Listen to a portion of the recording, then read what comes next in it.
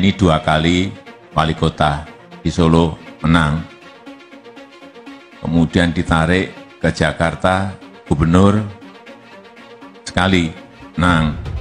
Kemudian 2 kali di pemilu presiden juga menang. Mohon maaf Pak Prabowo. Kelihatannya setelah ini jatahnya Pak Prabowo.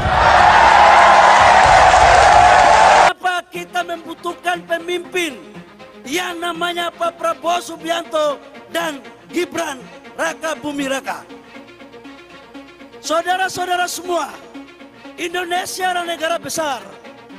Tidak bisa dipimpin oleh orang-orang yang baru berpikir mau coba-coba nanti akan. Pak Prabowo adalah figur yang sangat luar biasa syarat dengan pengalaman. Beliau adalah mantan jenderal, mantan komandan Kopassus, Pangkostrat, dan sekarang jadi Menhan yang disegani di dunia internasional. Mas Gibran adalah anak muda yang visioner, yang berangkat dari UMKM, yang sekarang menjadi wali kota sukses memimpin kota Solo. Ada yang mengatakan bahwa zaman sekarang seperti zaman Orde Baru karena mendegradasi demokrasi. Ada yang mengatakan juga baru berkuasa sudah sewenang-wenang kepada rakyat.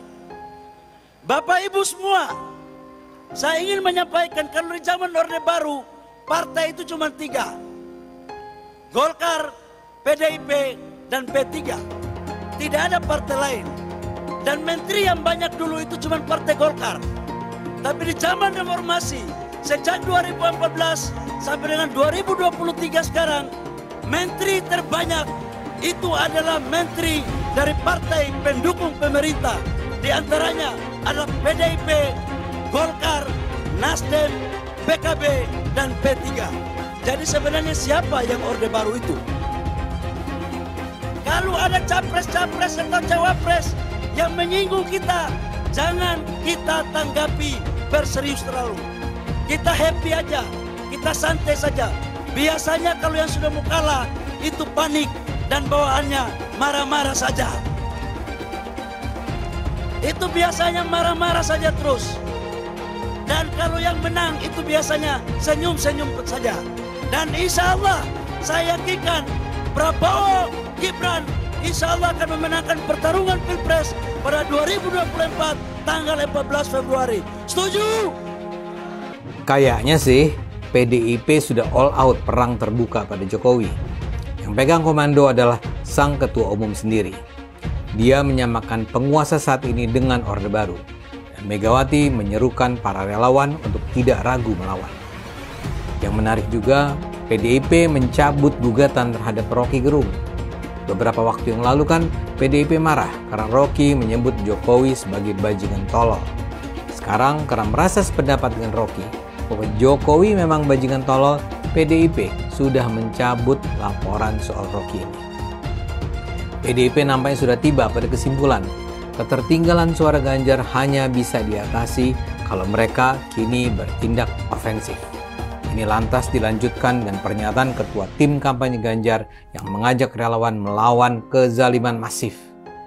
Beberapa hari yang lalu, mantan wali kota Solo yang juga tokoh PDIP, FX Hadi Rudiatmo bahkan menggambarkan Bu Iriana sebagai menantu yang tidak menghormati mertua. Bu Iriana, kata FX Rudi, tidak melayat ketika ibunda Jokowi itu meninggal dunia. Lucunya, baru saja saya dikirimi berita yang menunjukkan bahwa Bu Iriana ikut dalam proses pelepasan jenazah ibunda Jokowi di Solo. Lah saya agak sakit hati karena Bu Iriana menyampaikan bahwa kecewa dengan Pak Jokowi dinas sebagai petugas partai. Kalau saya menilainya biasa dengan Bu Iriana. Mertuanya sendiri aja tidak dihargai, dihormati. Yang membesarkan Pak Jokowi Dodo yang bisa menjadi presiden. Kalau Pak Jokowi Dodo tidak jadi presiden kan juga tidak jadi ibu negara. Mertuanya Pak Bu Iriana, ibunya Pak Jokowi meninggal dunianya enggak melayat kok, sampai tahlilan terakhir 1000 hari enggak hadir kok. Ya, yang sebetulnya persoalannya bukan itu. Yang pertama minta perpanjangan, minta 3 periode. Mbak Mega itu orang ataupun ketua umum yang taat dan patuh terhadap konstitusi. Terus yang kedua, kalau tidak 3 periode perpanjangan. Gitu. Jadi ya kita rakyat Indonesia harus bisa menilai lah bahwa Indonesia ini negara kesatuan Republik Indonesia, bukan negara kerajaan. Hidup baru plus. Ya, itu gimana Pak Ri? Ya, semua kekuasaan yang dimiliki sekarang ini dipergunakan dengan segala cara yang tidak beretika. Bung Harto masih beretika, Pak Harto. Enggak. Semua Pak Jokowi semua. Saya nggak pernah istilahnya memutuskan ini Ikut campur saya nggak gitu sama sekali dari sejak wali kota sampai sekarang. Nggak pernah, sama sekali. Ya. Jadi kalau misalnya, wah dulu waktu memilih wapres kan rame, itu ibu ikut? Saya enggak, saya Enggak. tahunya aja ya baru mendekati baru tahu. Saya nggak pernah siapa toh Pak, saya nggak pernah tanya-tanya kayak gitu, nanti Pak Joko malah tambah bingung nanti. Nggak pernah. Jadi sengaja ibu? Ya bukan sengaja, memang saya harus bisa mengerim diri saya sendiri biar Pak Joko dalam menjalankan tugas lancar, tidak istilahnya saya rusui apa, ikut campur. Itu sikap yang dari dulu ibu? Iya, saya pasti. Saya perhatikan Pak Prabowo maju jadi presiden, partainya sendiri, tidak ada yang mengendalikan. Biayanya, saya yakin dia punya uang. Kepentingan pribadinya nggak ada. Anaknya cuma satu, sudah mandiri itu menjadi desain interiornya BMW. Nggak ikut politik, jauh dari politik. Ya kan? Kepentingannya apa? Hanya kepentingan ingin mewakafkan diri bagi bangsa. Artinya, dalam diri Prabowo hanya ada Prabowo Subianto, nggak ada yang lain. MK itu diciptakan di zaman Ibu Mega. Nih saya ulang nih, MK itu diciptakan di zaman Ibu Mega untuk mengubah undang-undang lewat jalur non-parlemen. Jadi kalau nggak ada yang memohon ke MK untuk mengubah aturan, untuk mengotak-atik aturan, MK nggak ada kerjaan. Saya ini pendukung setia Pak Jokowi, walaupun sekarang saya patah hati dengan Pak Joko Widodo. Saya patah hati. Ingat, dia selalu mengatakan, visi misi dari saya presiden, kalian hanya pelaksana. Jadi kaitan apa yang dikatakan ketua umum kami, Ibu Megawati Soekarno Putri, Ketua Umum PDI Perjuangan, Presiden Republik Indonesia yang kelima. Orde Baru, kekuasaan sebagai Panglima. Ya. Orde Reformasi, hukum sebagai Panglima. Sekarang kan sudah mulai lagi kekuasaan sebagai Panglima. Ya, tempat kami, baliho kami dibuka, kantor kami disantroni. Belum lagi kepala-kepala desa dipanggilin yang pro kami. Ya, nggak tanggung-tanggung lagi. Dirkrim sus, bukan Kurang apa lagi itu? MK sampai mengeluarkan keputusan dengan MK. Kurang apa? Udahlah, kita semua udah tahu, rakyat di bawah juga tahu kok. Rakyat di bawah bagaimana Gibran, jadi ini bagaimana Prabowo. apa sih bangga dipanggil gemoy? Ngerti nggak sih arti gemoy itu apa? Itu artinya gembrot letoy, ya kan? Itu harus bangga dipanggil gemoy, padahal artinya gembrot letoy. Faktanya memang gembrot lah ya. Republik ini penuh dengan pengorbanan, tahu tidak? Mengapa sekarang kalian yang baru berkuasa itu mau bertindak seperti waktu zaman Orde Baru?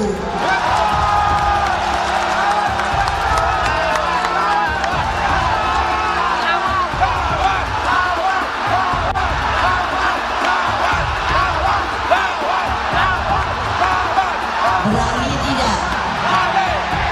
Berani tidak? Berani tidak? Merdeka! Merdeka! Merdeka!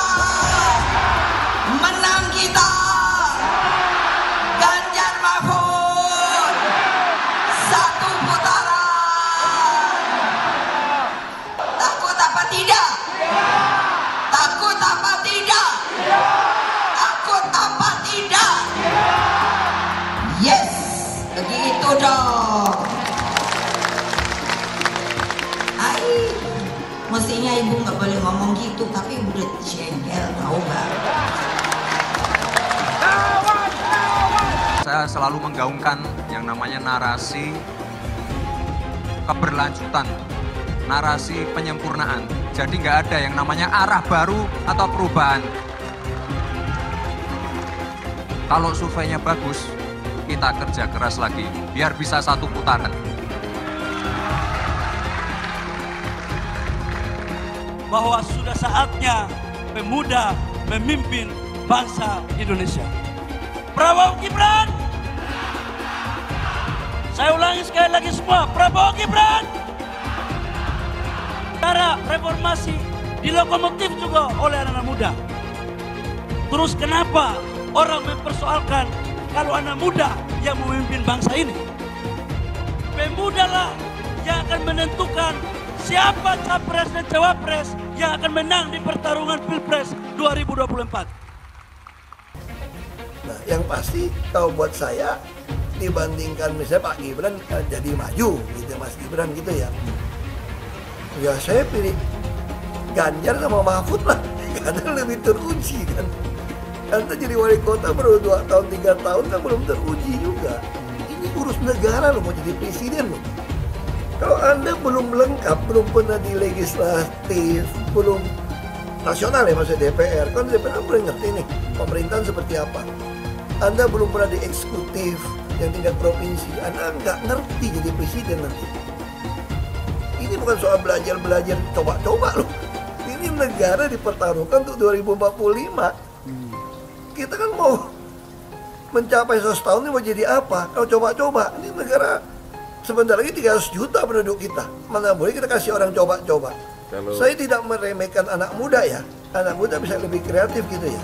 Tapi bicara tata negara harus mengerti konstitusi. Anda bukan hanya untuk berani untuk maju.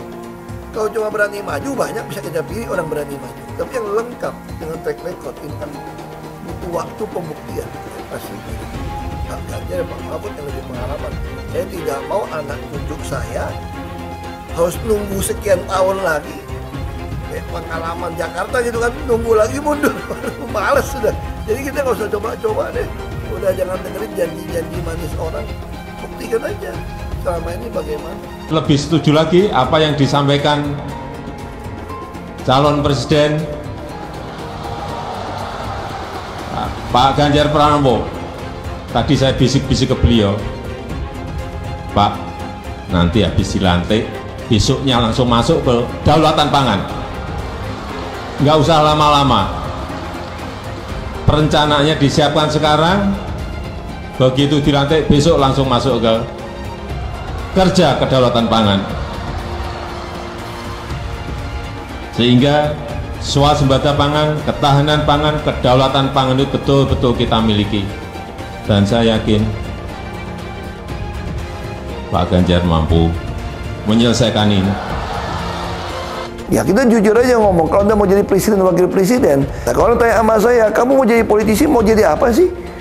Ya kalau nggak beres negara ini, ya saya mau jadi presiden. Kan cuma jadi presiden bisa cepat membereskan itu. Coba lihat, kayak di DKI, kok nggak ada Ahok, nggak ada demo. Kalau Ahok nggak nyalon kan nggak ada masalah kemarin. Coba kalau ada Ahok, jadi Ahok itu adalah orang yang tidak boleh di politik. Karena dia membuat bangsa ini tidak bisa bersatu. Dia terbalik-balik. Yang pengen pecahin orang siapa? Kok saya yang dituduh? Ini bagi saya itu aneh gitu loh. Tapi itu fakta. Nah makanya saya tetap ada di PDI Perjuangan. Karena satu-satu partai yang tetap mencalonkan saya di DKI dengan ancaman macam-macam hanya PDI Perjuangan. Kata Ibu Mega, mau jadi apa bangsa ini? Kalau kamu Pak Ahok yang bisa kerja, yang jujur, tidak boleh mencalonkan diri. Masa orang yang nggak jujur, yang itu mau yang bisa dicalon, katanya mau jadi apa, bisa kerja apa? Makanya saya pribadi ya putuskan ya ikut Ibu Megawati, PDI Perjuangan. Saya lihat dia bisa berani terang-terangan.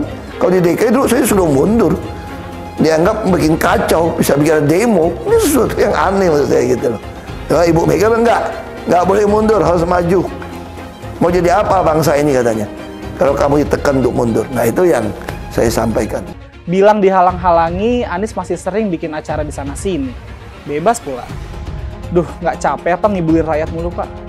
Nah, yang gue pertanyakan nih, Anies itu kampanye di mana-mana sering naik pesawat jet. Nah, pesawat jet biaya sewanya dari mana, Pak? Atau itu pesawat jetnya siapa, Pak? Coba jujur deh. Karena setahu gue nih, itu punya bos Anda, Surya Paloh. Anies bicara soal pendidikan. Padahal waktu dia di Jakarta, dia sendiri nggak mampu buat memberikan bangku sekolah yang cukup waktu mimpin di Jakarta. Artinya, dia nggak mampu memberikan bukti kalau omongan dia itu bisa dilaksanakan. Anies bilang, setiap jabatan harus diisi sama orang-orang yang kompeten. Lah, faktanya di Jakarta, beberapa jabatan diisi sama orang-orang dekatnya dia. Nggak kompeten pula. Terus TGUPP. Itu yang jumlahnya seabrek-abrek, fungsinya buat apa, Pak? Kok Jakarta makin berantakan sih? Sekali lagi, Anies nggak bisa membuktikan omongannya. Anies bilang dia akan membuka lapangan kerja. Yang dulu janjinya 200.000 lapangan kerja, ternyata cuma omong kosong, alias cuma janji palsu. Soal pembangunan yang berkelanjutan. Dia bilang di Jakarta dia udah meneruskan yang udah baik. Lu jangan percaya ya, itu ngibul. Faktanya nggak seperti itu loh. Belum lagi nih, program penanggulangan banjir. Jadi di daerah Jakarta itu ada daerah yang sebelumnya udah bebas banjir. Pas Anies mimpin, kok bisa-bisanya daerah itu banjir lagi? Gimana nggak banjir kalau kalinya udah nggak pernah dikeruk sama dibersihin, Pak? Kalau soal Jakarta, gue bisa bicara banyak deh. Jadi gue saksi bobroknya kepemimpinan Anies di Jakarta. Dan gue bisa pastiin, omongan manisnya Anies soal apa yang dia lakukan waktu mimpin Jakarta itu banyak ngibulnya. Milih Anies dan Imin setidaknya sudah menyelamatkan Indonesia dari kehancuran. Gus Dur saja dikudetanya, apalagi rakyat. Yang satu memang jago kata-kata, jago beretorika, nggak kelawan kalau soal kata-kata. Di sisi lain, kita sama-sama melihat yang sudah ditulis pakai tangan dia sendiri, pakai hati dia sendiri, lagi dia ingkari, apalagi hanya mengandalkan kata-kata dan janji. Pun demikian dengan janji Cak Ponimin. Gus Muhaimin memberikan program siapapun yang hamil yang ada di muka bumi Indonesia ini akan diberikan tunjangan selama hamil. Karena itu yang masih jomblo secepatnya nikah, hamil, dibiayai kehamilannya oleh Gus Muhaimin. Akan mendapatkan subsidi, akan mendapatkan tunjangan rata-rata 6 juta selama kehamilan. Gus Muhaimin dan PKB menang. Semua yang punya sepeda motor, BBM-nya kita subsidi gratis tanpa biaya. Siapa yang di sini punya sepeda motor? Tahun 2024 PKB menang, Gus Muhaimin presiden, disubsidi serendah-rendahnya harga subsidi BBM. Kalau PKB sekarang bukan PKB Gus Dur, ini PKB Caimin. Jadi beda, PKB-nya sudah beda. Jadi nggak bisa lagi menurut saya, memang masih tetap jualan nama Gus Dur, itu ada larangannya jelas sekali. Tapi ya namanya orang masih mencuri-curi, kebiasaan kayaknya mencuri-curi. Mencuri partai, sekarang mencuri gambar. Gus Dur pendiri partai, orang yang dikatakan oleh Caimin sebagai guru politiknya, malah dikudeta, apalagi rakyat. Susah kan mau milih pemimpin seperti itu nanti? Pak Prabowo hari ini adalah calon presiden dari Partai Gerindra. Saya sampaikan berkali-kali bahwa saya tidak ingin menjegal, saya tidak mau menjadi orang yang dibawa untuk berhadapan dengan Pak Prabowo dan menghentikan Pak Prabowo. Saya tidak mau. Dan saya katakan itu kepada siapapun yang datang kepada saya untuk berbicara tentang calon presiden. Yang nanti anak saya dan anak-anak saya akan ingat itu. Enggak, saya tidak mau mengkhianati, menikam pada orang yang dulu sudah bekerja, membantu, dan berjuang bersama. Bapak Politik Identitas Indonesia Anies Baswedan, Bapak Intoleransi Indonesia Anies Baswedan, jangan lupakan, jangan terlena, jangan sampai dia pecahkan kita dengan dagangan ayat dan mayatnya. Air itu turun dari langit, turunnya ke atap rumah langsung sumur bor, bukan ke sungai dan ke laut. Saya mensyukuri kenapa kalah, kenapa ditahan. Saya bersyukur atas itu semua. Saya coba bayangkan ya, kalau seandainya waktu itu kita menang gitu ya, hari ini belum tentu kita bisa nikmati seperti ini. Kita bersyukur 5 tahun Tuhan izinkan kasih ke orang yang pintar ngomong untuk kerja. Coba kalau kita bayangkan gitu ya, kalau kemarin saya masih jadi gubernur, ini saya udah turun ini. Tapi yang pintar ngomong itu dikira orang hebat kan? Ini lebih berbahaya tahun 2024, langsung ketahuan karakternya.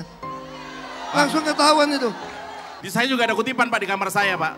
Tulisannya, Jakarta telah mengambil keputusan yang fatal. Jangan hanya konsentrasi pada pembangunan benda-benda mati yang indah difoto dan bisa ditunjukkan dalam 5 tahun hasilnya. Kalau kita mau menilai sebuah janji, maka lihat janjinya atau lihat kenyataannya.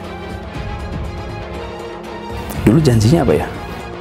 Dan ini aneh, betul-betul aneh. Ini bukan kampanye, tapi saya sampaikan di sini. Di satu sisi menyiapkan jalur-jalur air untuk dikirim ke laut, di sisi lain di lautnya dipasang dengan pulau reklamasi, tinggal tunggu waktu jadi rob, air balik. Dan ini melawan sunnatullah. Kenapa? Air itu turun dari langit ke bumi, bukan ke laut. Harusnya dimasukkan ke dalam bumi, masukkan tanah. Di seluruh dunia air jatuh itu dimasukkan ke tanah. Bukan dialirkan pakai gorong-gorong raksasa ke laut. Jakarta telah mengambil keputusan yang fatal. Bukan banjir, itu memang parkir air. Bukan banjir, itu memang parkir air. Masyarakat berkeliling dengan membawa toa untuk memberitahu semuanya, termasuk sirine. Ibon 82 miliar. Apa alat transportasi yang dimiliki oleh hampir setiap orang? Alat transportasi yang dimiliki semua orang adalah kaki. Kalau seandainya orang Jakarta percaya Pak Anies jadi gubernur pun, saya berani jamin kok dia akan lakukan normalisasi yang sama seperti saya lakukan kok. Gak usah bohong lah. Ketika air sampai di muara, maka siap untuk dipompa ke laut. Pancasila Soekarno, ketuhanan ada di pantai. Anak Tuhan dari mana? Kalau Yesus anak Tuhan, bidangnya siapa? Besok di seluruh wilayah Indonesia kami katakan dan Iblis hanya menggoda orang yang beriman. Makanya jarang-jarang orang kafir kerasukan setan. Yang kerasukan setan itu orang baik-baik. Jarang, saya belum pernah nengok Cina kerasukan setan. Pernah tak Ahok itu kerasukan setan? Enggak, setannya juga pernah. Karena sesama setan dilarang saling menggoda. Karena di salib itu ada jin kafir. Karena di salib itu ada jin kafir. Karena di salib itu ada jin kafir. Haleluya. Kepalanya ke kiri apa ke kanan? Kepalanya ke kiri apa ke kanan? Tetap percaya salib itu lambang mulia, bukan jin. Kok ketawa? Aku nggak nyindir siapa-siapa loh. Saya nggak pernah mundur untuk kebenaran, keadilan, kejujuran, dan peri kemanusiaan. Gue nggak pernah mundur. Dan gue nggak pernah takut juga sama lu. Siapapun yang rasis, gue akan hadapin. Karena rasis itu tidak berperi kemanusiaan. Sama saya ditanya dulu kan, kamu nyesel nggak statement kamu di Pulau Seribu sehingga masih masuk penjara? Tidak pernah nyesel, karena saya mengatakan kebenaran. Anies merupakan antitesis daripada Pak Jokowi. Antitesis artinya bertolak belakang dengan Jokowi. Anies sudah menyatakan tidak akan melanjutkan semua program dari Pak Jokowi. Jadi semua pembangunan yang dilakukan oleh Pak Jokowi akan dihentikan oleh Anies jika Anies menjadi presiden. Lagi pula Anies didukung oleh khilafah, dan pendukung Anies adalah ormas seperti FPI dan HTI.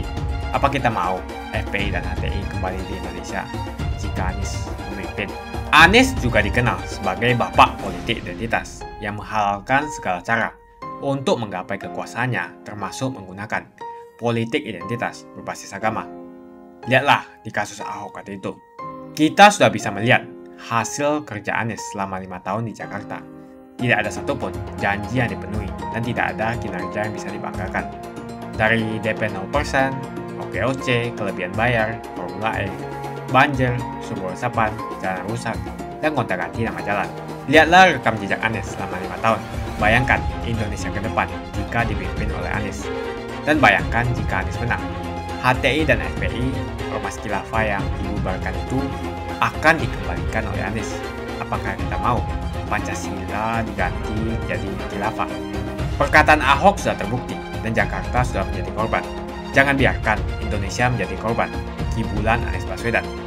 Umat minoritas, terutama kaum Tionghoa, tidak akan memilih Anies Baswedan. Ini ada satu sosok yang sangat sederhana. Di situ adalah Pak Mahfud MD, cawapres dari Pak Ganjar. Itu saya ingin utarakan, ini orang ini apa? Gak bisa disamakan dengan yang lain. Kita semua tahulah siapa sih Pak Mahfud ini. Mau semuanya lah. Saya yakin orang untuk sulit untuk mengatakan Pak Mahfud itu orang buruk atau orang jelek. Semua orang akan mengatakan tanpa lintas suku, lintas agama. Nah di sini saya cuma mau jujur aja lah. Saya nggak ada kepentingan apapun. Saya cuma mau lihat maslahat bangsa ini. Ada di situ satu figur yang saya kagumi. Keberadaannya apa? Mewajibkan saya itu untuk berpihak kepada dia, sekalipun tanpa embel-embel apapun. Karena apa? Ini orang saya lihat track recordnya baik sekali. Mungkin sedikit di negeri ini ada orang seperti dia. Mungkin ya satu kali lah atau dua lah. Nah ini kita tahu keberaniannya. Belum lama dia diperagakan di DPR.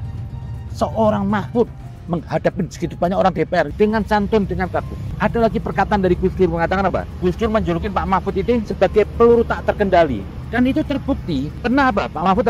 Kejadian satu hebat menangkap gubernur Papua. Itu jasa Pak Mahfud. Kedua, pengungkapan kasus TPPU 34T. 3. Pengejaran kasus korupsi Setia Novanto hingga berhasil masuk penjara. Saat menjabat Menteri Pertahanan berani membantah keinginan Amerika Serikat. Pengawalan kasus cicak versus buaya saat dirinya menjabat MK. Pembongkaran kasus BLBI. Pembongkaran kasus Asabri. Pembongkaran kasus korupsi satelit. Pembongkaran kasus Sambo hingga Sambo masuk penjara. Ini Pak Mahfud. Jadi ini bukan orang beli kucing dalam karung. Tiap ada Pak Mahfud itu seperti apa? Masalah itu bisa apa ya, direspon dengan ada nanti solusinya. Itulah Pak Mahfud. Dalam sisi keislamannya dia tuh Islamnya apa? Humanis, enak. Lah negeri ini harus humanis. Karena negeri ini apa? Berfalsafah Bhinneka Tunggal Ika. Jadi tidak boleh ada satu orang memasang kehendak ingin mendirikan negara satu agama ataupun itu.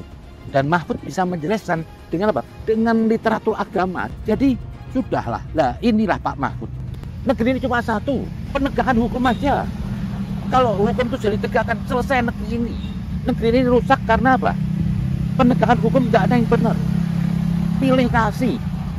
Ya contohnya aja, ada kemarin ketum partai apa itu? Korupsi minyak goreng.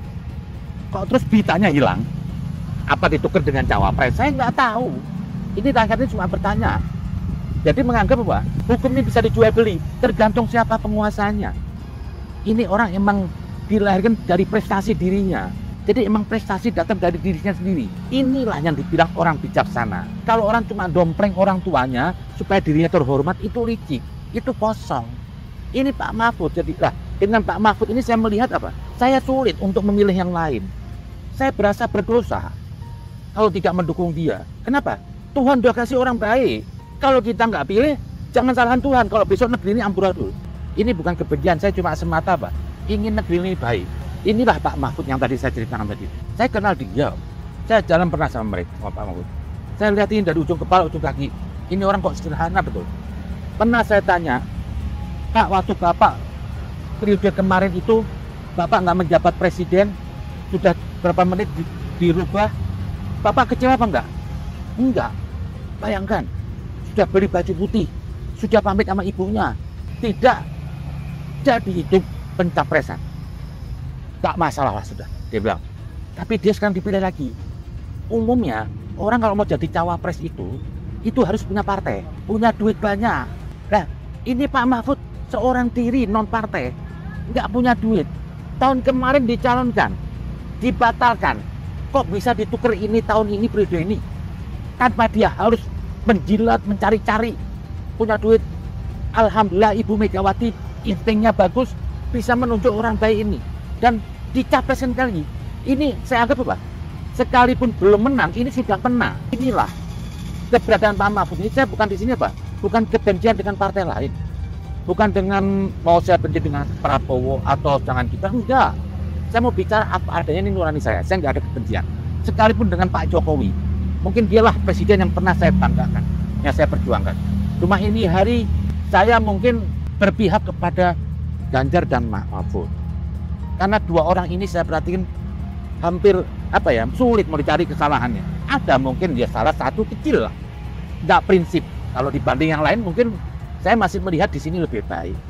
Masih bisa negeri ini bisa menerima orang baik. Tapi alangkah baiknya kita pilih Pak Mahfud untuk menjadi pemimpin yang akan datang. Saya yakin pada dirinya dia bisa menegakkan hukum.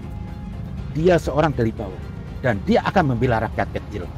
Bagaimana orang kalau membela rakyat kecil sementara dia nggak pernah dari rakyat kecil? Ya susah dong. Istilahnya apa? Orang ini hidup dari bayi kaya. Besok dia gimana bisa merasakan pedihnya orang miskin? Bagaimana orang lapar? Nggak bisa. Jadi emang pemimpin itu harus dari nol dulu. Riwayat hidup nol. Pilpres 24 ini kita santai aja. Jangan ada kebencian. Bawa santai. Kita pilih yang terbaik. Kalau pandangan saya akan tetap melihat Pak Mahfud itu yang terbaik dan Pak Ganjar. Dua-dua ini yang saya pikir figur yang masih mendekati lebih baik dibanding lainnya. Tentunya apa? Punya kemampuan, punya integritas, punya segala. Punya kedekatan juga sama Tuhan. Semuanya lah. Istilahnya kalau bilang apa? Itu paket komplit. Terima kasih. Assalamualaikum. Dulu Anies bisa menang karena menggunakan agama dan etnis. Isu agama, ras, dan antar golongan dinikmati oleh relawan Anies. Saat itu Anies didukung oleh FPI, HTI, dan pengasong khilafah lainnya. Pada akhirnya Ahok harus kalah, namun kekalahan dia adalah kekalahan yang membuka mata rakyat Indonesia bahwa masih ada orang-orang yang menang dengan cara menggunakan politisasi agama atau politik identitas berbasis agama. Ternyata banyak sekali orang yang dengan mudah terhasut lewat jalan-jalan seperti itu. Relawan Anies terutama dari FPI, HTI, PA212 seperti Bahar Smith dan Rizik Syihab selalu menghujat Cina, etnis Cina. Tapi saat ini negara Cina sudah menjadi nomor 1 di dunia. Saya bangga sebagai Cina. Etnis Tionghoa dicap sebagai pemberontak, sedangkan etnis Arab dianggap sebagai Tuhan atau tuan dari pribumi. Etnis Arab dipuja-puja dan dianggap sebagai dewa. Lihat saja Rizik Syihab dan Bahar Smith dipuja-puja, padahal mereka mengujar kebencian. Pengasong khilafah seperti Rizik Syihab, Bahar Smith, dan teman-teman, mereka hanya buat gaduh di Indonesia. Sedangkan negara yang mereka sanjung-sanjung itu, Arab Yaman, masih belum maju dan masih terbelakang. Saya percaya Indonesia dengan mayoritas pribumi juga akan menjadi negara maju. Seharusnya Arab Yaman belajar dari negeri Cina. Seperti kata kitab suci, belajarlah sampai ke negeri Cina.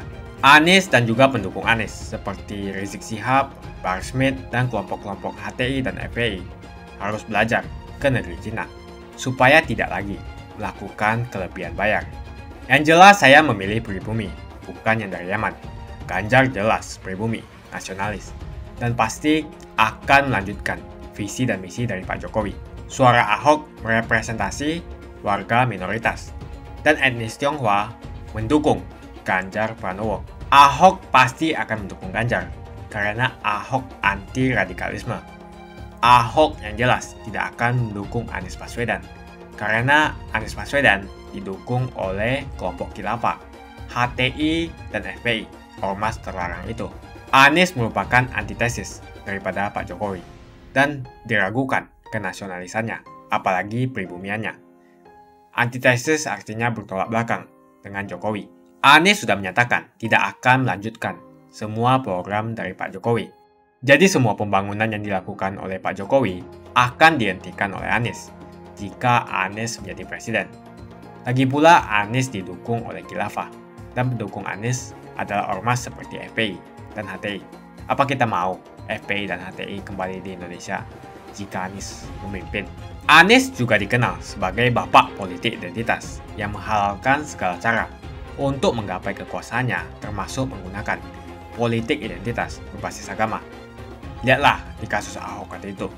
Kita sudah bisa melihat hasil kerja Anies selama 5 tahun di Jakarta. Tidak ada satupun janji yang dipenuhi dan tidak ada kinerja yang bisa dibanggakan. Dari DP 0%, OKOC, kelebihan bayar, Formula E, banjir, sumber resapan, jalan rusak, dan gonta-ganti nama jalan. Lihatlah rekam jejak Anies selama 5 tahun. Bayangkan Indonesia ke depan jika dipimpin oleh Anies. Dan bayangkan jika Anies menang. HTI dan FPI, ormas khilafah yang dibubarkan itu, akan dikembalikan oleh Anies. Apakah kita mau Pancasila diganti menjadi khilafah? Bagian Indonesia Timur yang mayoritas non-muslim seperti Bali tidak akan setuju dengan khilafah atau sistem khilafah. Mungkin Indonesia akan bubar jika Anies menjadi presiden. Perkataan Ahok sudah terbukti dan Jakarta sudah menjadi korban. Jangan biarkan Indonesia menjadi korban kibulan Anies Baswedan. Umat minoritas, terutama kaum Tionghoa, tidak akan memilih Anies Baswedan. Saya yakin karma Ahok mengejar Anies Baswedan. Dulu Anies memainkan politik identitas kepada Ahok. Sekarang Anies dipertanyakan kepribumiannya karena dia teriaman. Itu saja opini saya hari ini. Tuliskan opini kalian tentang Anies Baswedan. Jika kalian setuju dengan pendapat saya di video ini, pastikan kalian menekan like di video ini dan bagikan video ini ke teman dan family Anda supaya mereka semua mengetahui tentang informasi ini.